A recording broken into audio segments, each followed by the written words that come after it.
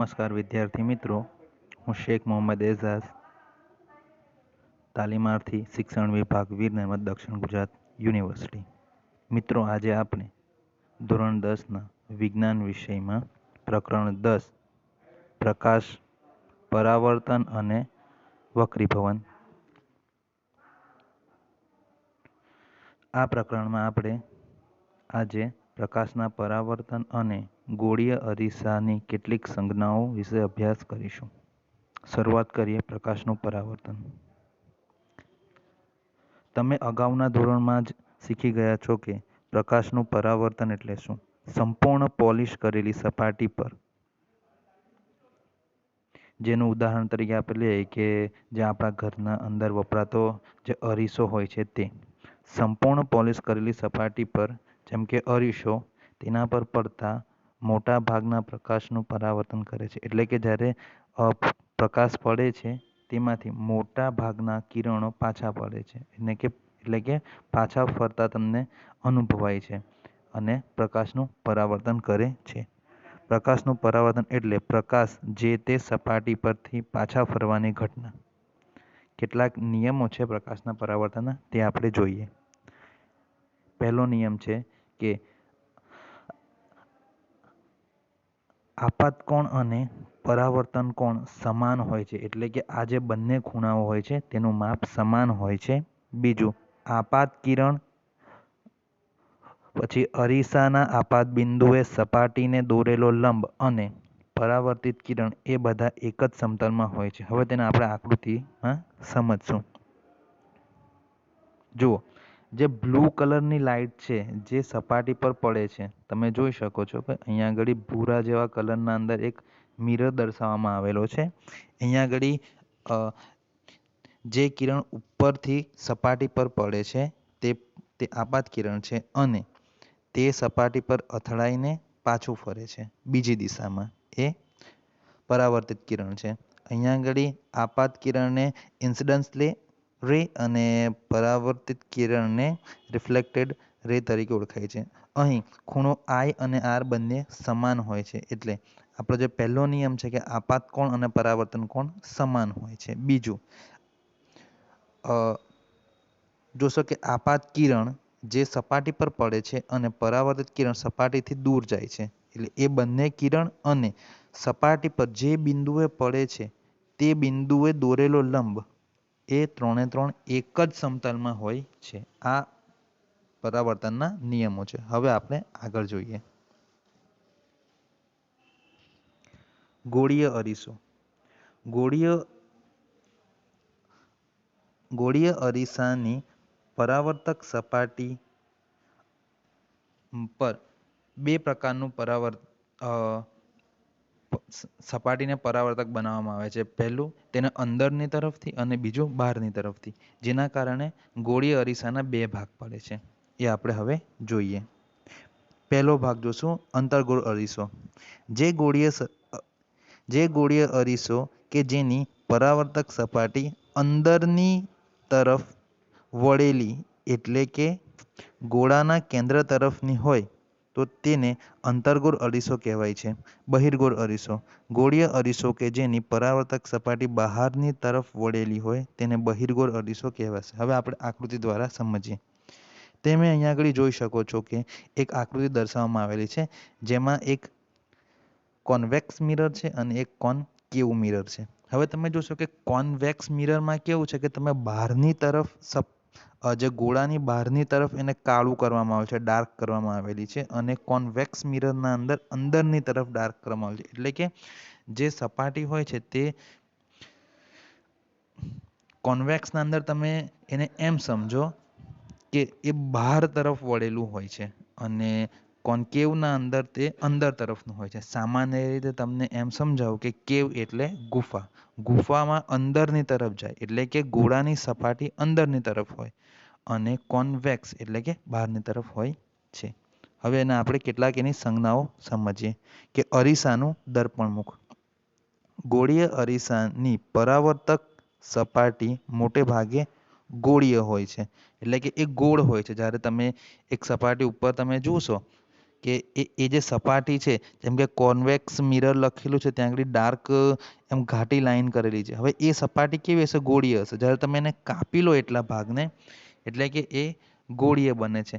એક સામાન્ય ઉદાહરણ આપો તો જ્યારે આપણે તરબૂચ હોય છે તેને ઊભો કાપીએ છીએ ત્યારે એ કેવું એમ ગોળ સર્કલમાં કપાય છે, એ મુજબનું અહીંયા આગળ હોય છે, એટલે કે ગોળીય હોય છે. આ સપાટી એક વર્તુળાકાર સીમારેખા હોય છે કે જ્યારે તમે એ જે ગોળો છે એ એટલો જે મિરરનો ભાગ તમે એને કાપી લો, જે અરીસાનો ભાગ કાપી લો, તો એ તમને વર્તુળાકારના શેપમાં દેખાશે. હવે આ વર્તુળાકાર શેપની સીમારેખા તમે દોરો, તમે એને કોઈ પેપર પર મૂકીને એની આજુબાજુ એક સર્કલ દોરો અથવા તો એની જે ધાર પર તમે પેન્સિલ ફેરવો તો એ એક વર્તુળ બનશે અને આ વર્તુળના વ્યાસને ગોળીય અરીસાનું દર્પણમુખ કહે છે. એટલે જ્યારે એ વર્તુળનો તમે વ્યાસ દોરો તેને ગોળીય અરીસાનું દર્પણમુખ કહેવાશે. બીજા એક સંજ્ઞા જોઈએ, ધ્રુવ. ગોળીય અરીસાના પરાવર્તક સપાટીના કેન્દ્રને ધ્રુવ કહેવામાં આવે છે. તે અરીસાના પૃષ્ઠ પર એટલે કે અરીસાની જે સપાટી હોય છે એના ઉપર આવેલું હોય છે અને ધ્રુવ સામાન્ય રીતે મૂળાક્ષર પી વડે દર્શાવવામાં આવે છે. હવે આપણે જોશું અહીંયા આગળ આકૃતિમાં તમને જે કેપિટલ પી દેખાય છે તે ગોળીય અરીસાનું ધ્રુવ છે. અંતર્ગોળ અને બહિર્ગોળ બંને અરીસામાં ધ્રુવ જે તે પૃષ્ઠ તમે અહીંયા આગળ જોશો કે લીટી દર્શાવીને ત્યાં આગળ બતાવવામાં આવેલ છે. જ્યાં આગળ પી એક્ઝેક્ટ વચ્ચે લખેલું છે. તમે જોશો કે એકદમ વચ્ચોવચમાં પી લખેલું છે, એટલે કે એ એક્ઝેક્ટ વચ્ચે હોય છે. હવે વક્રતા કેન્દ્ર. ગોળીય અરીસાની પરાવર્તક સપાટી ગોળાનો એક ભાગ છે. આ ગોળાને કેન્દ્ર હોય છે. આ કેન્દ્રને ગોળીય અરીસાનો વક્રતા કેન્દ્ર કહે છે, જેને સી વડે દર્શાવવામાં આવે છે. વક્રતા કેન્દ્ર એ અરીસાનો ભાગ નથી. યાદ રાખજો, વક્રતા કેન્દ્ર એ અરીસાનો ભાગ હોતો નથી. હવે આપણે એને સમજીએ. તમે અહીંયા આગળ બે વર્તુળ જોયા હશે, બરાબર? હવે એ વર્તુળ તમે વિચારો કે એ આખો ગોળો છે. હવે એ ગોળાનો કોઈ એક ભાગ, ચાહે અંતર્ગોળ હોય કે બહિર્ગોળ હોય, તેનો એક ભાગ એ જે તે ગોળાનો અરીસો બનશે. હવે તમે એમ વિચારો કે આખો ગોળો તમે સ્વીકારો અને એ ગોળાનું જે કેન્દ્ર હોય છે તેને જે તે અરીસાનું વક્રતા કેન્દ્ર કહેવામાં આવે છે. અહીંયા બંને આકૃતિમાં એને કેપિટલ સી વડે દર્શાવવામાં આવે છે. તે એક્ઝેક્ટ વચ્ચે છે, તમે એ જોઈ શકો છો.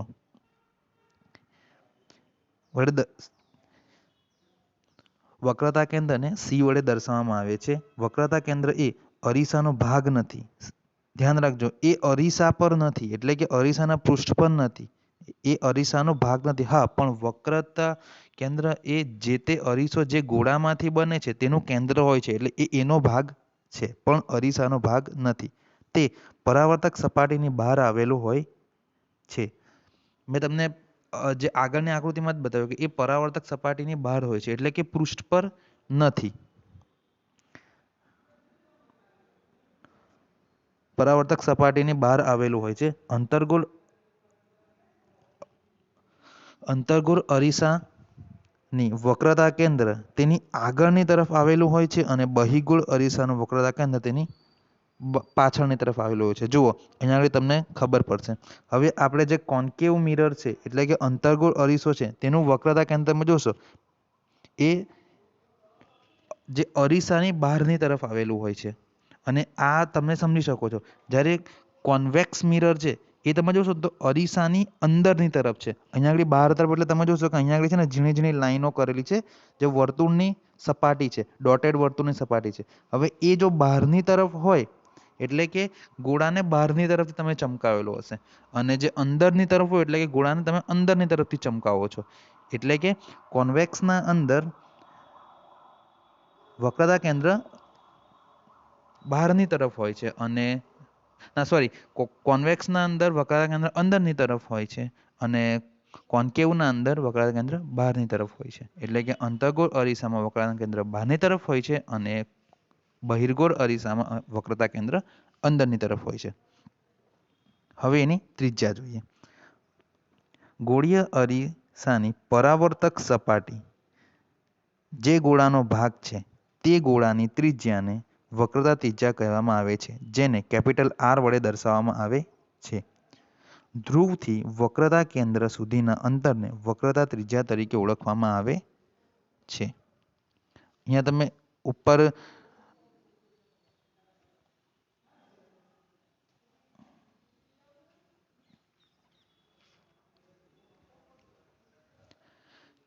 અહીંયા જે આકૃતિ આપવામાં આવેલ છે ત્યાં આગળ તમે જોશો કે જે ધ્રુવ P છે, ધ્રુવ P થી C એટલે કે PC ને વક્રતા કેન્દ્રની ત્રિજ્યા તરીકે ઓળખવામાં આવે છે કે વક્રતા કેન્દ્ર C છે અને તેનું બીજો એક છેડો જે ધ્રુવ P છે તે બંનેને જોડતી રેખા એ જે તે અરીસા માટેની વક્રતા ત્રિજ્યા બનશે. અહીંયા તમારે બીજી શબ્દોમાં એમ સમજાવું કે જે રીતે વક્રતા કેન્દ્ર જે ગોળાનું કેન્દ્ર છે તે ગોળાની ત્રિજ્યા એ જે તે અરીસા માટેની વક્રતા ત્રિજ્યા થશે. હવે આપણે જોઈએ મુખ્ય અક્ષ. ગોળીય અરીસાના ધ્રુવ તથા વક્રતા કેન્દ્રમાંથી પસાર થતી એક સુરેખ રેખાને કલ્પો. એટલે કે તમારે કલ્પના કરવાની છે કે ધ્રુવ અને વક્રતા કેન્દ્રમાંથી એક સુરેખ રેખા પસાર થાય છે. આ રેખાને જે તે અરીસાનો મુખ્ય અક્ષ કહેવાય છે. મુખ્ય અક્ષ એ અરીસાના ધ્રુવ પાસે અરીસાને લંબ હોય છે. હવે જો આપણે એને સમજીએ,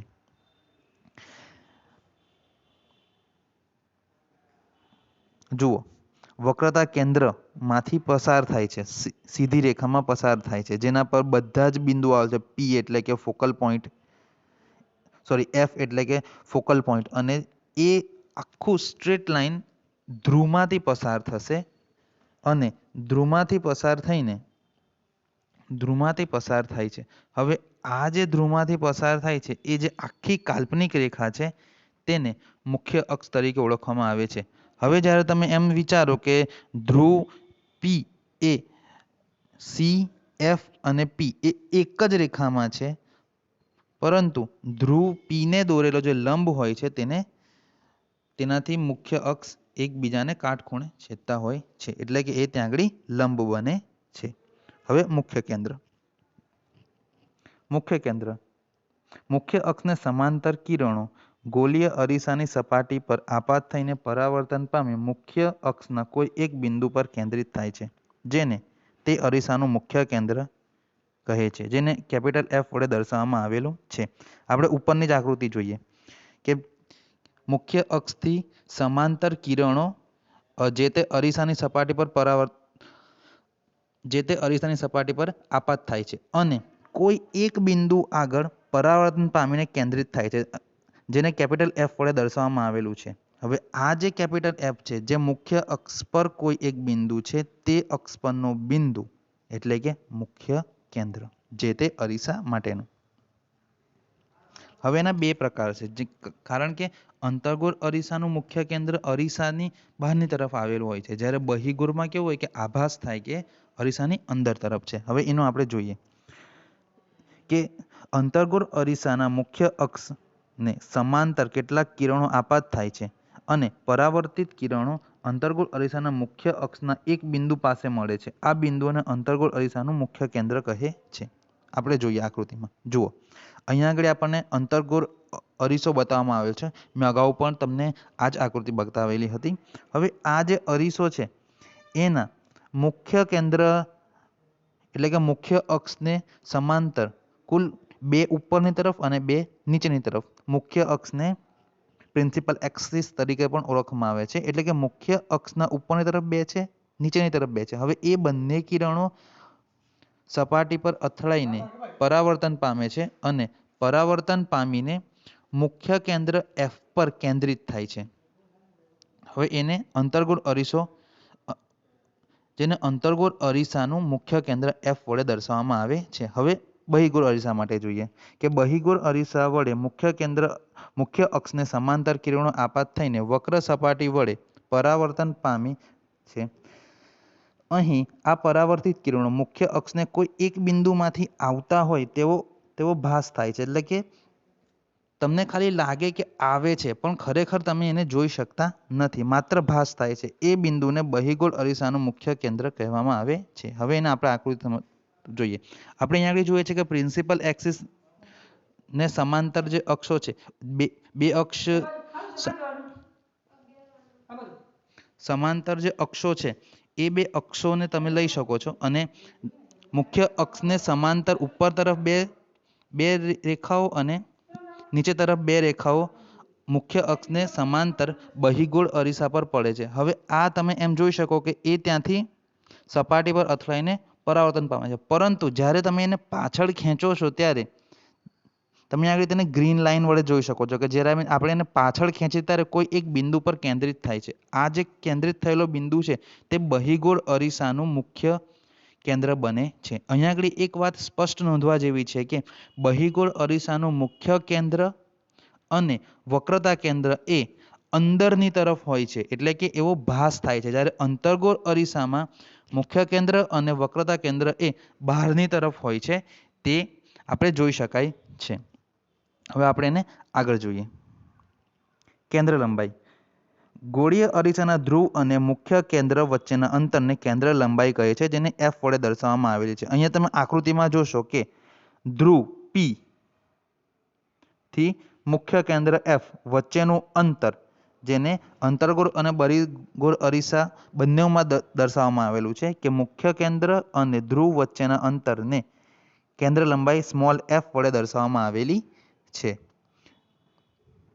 હવે તમે અહીંયા આગળ પણ તમે જોઈ શકશો કે જ્યારે અંતર્ગોળ અરીસામાં છે ત્યારે તમે એને માપી શકો, જ્યારે એમ બહારની તરફ હોય છે, અને બહિર્ગોળ અરીસામાં અરીસાના અંદર તરફ જ તમને મુખ્ય કેન્દ્ર અને વક્રતા કેન્દ્ર મળતા હોવાના કારણે અંદરની તરફ, એટલે કે બહિર્ગોળ અરીસાની સપાટીની અંદરની તરફ તમારે કેન્દ્ર લંબાઈ માપવાની હોય છે. છેલ્લી વાત, નાના દર્પણમુખવાળા ગોળીય અરીસાઓ માટે વક્રતા ત્રિજ્યા તેની કેન્દ્ર લંબાઈ કરતાં બમણી હોય છે, જેને એક સૂત્ર છે R = F વડે દર્શાવવામાં આવેલું છે. અહીંયા તમે ઉપરની આકૃતિમાં બી તમે જોશો કે જે સ્મોલ એફ છે એ વક્રતા ત્રિજ્યા કરતાં અડધું હોય છે. અહીંયા આગળ બંને આકૃતિમાં તમને દર્શાવેલું છે કે R = f. હવે બીજી એક બાબત જોઈએ આ સૂત્ર પરથી કે ગોળીય અરીસાનું મુખ્ય કેન્દ્ર તેના ધ્રુવ અને વક્રતા કેન્દ્રને જોડતી રેખાનું મધ્ય બિંદુ હોય છે. તમે અહીંયા આગળ જોશો કે PFC, એટલે કે P ધ્રુવ છે અને વક્રતા કેન્દ્ર C છે, બંનેનું મધ્ય બિંદુ એ F છે, જે મુખ્ય કેન્દ્ર તરીકે ઓળખવામાં આવે છે. આમ વિદ્યાર્થી મિત્રો, આજે આપણે ગોળીય અરીસાની કેટલીક સંજ્ઞાઓ અને કેટલાક અંગો વિશેનો આપણે અભ્યાસ કર્યો. તમને કોઈ પણ પ્રશ્ન જણાય તો કોમેન્ટ્સ બોક્સના અંદર લખી શકો છો અને આ વિડીયો તમે તમારા મિત્રો સુધી પણ પહોંચાડી શકો છો. આભાર. અસ્તુ.